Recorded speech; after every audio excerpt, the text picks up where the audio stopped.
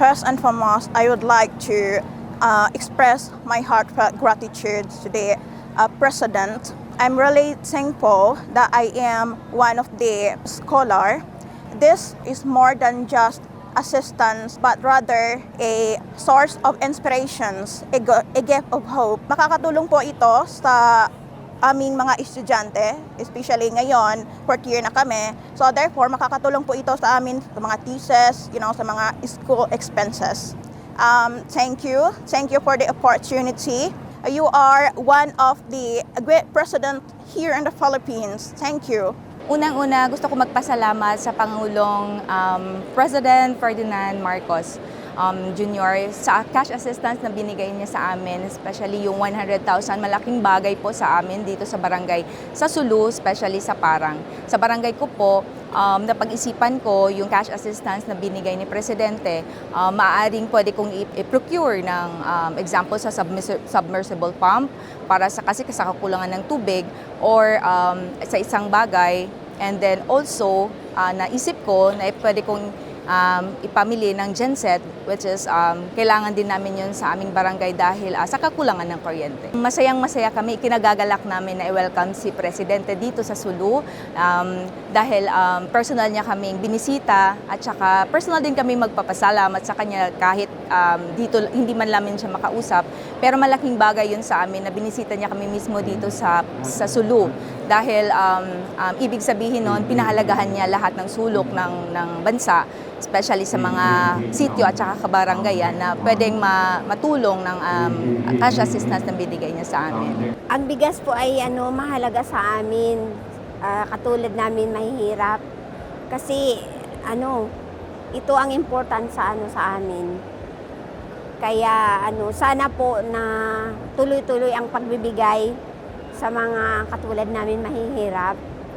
Nagpasalamat po ako na pumunta ang Pangulo dito sa amin, sa Mindanao.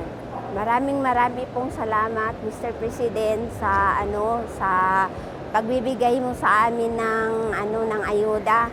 At sana po tuloy-tuloy 'yon ang pagbibigay mo sa amin.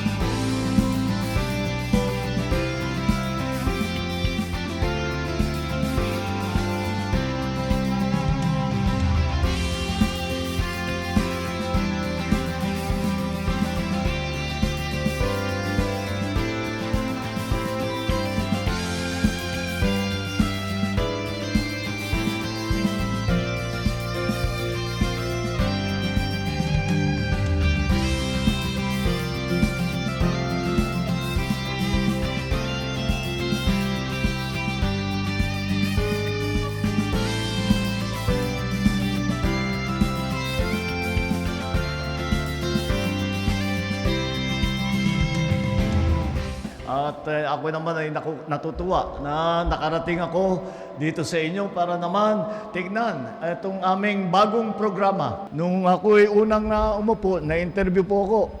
At ang tanong sa akin, ano bang pangarap mo para dito sa termino mo bilang Pangulo? Ang dream ko talaga ay makisa na wala ng gutom na Pilipino.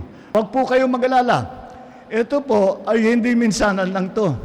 Magbibigay kami ng sako ng bigas 6 na beses sa buong taon. Kung maayos at maganda ang resulta nitong programa nito dito sa 2026, titiyakin ko na sa 2027, mas malaki pa ang maibibigay natin para sa ating mga kababayan. Kaya asahan ninyo, andito ang inyong pamahalaan, nandito kami lahat. Kami ay nakikinig din sa inyo kung ano ang pangangailangan ninyo. Kung kayang gawin ng ating pamahalaan, asahan ninyo na gagawin natin yan. Hanggat maaari, kami ay gagawin namin lahat para tulungan kayo.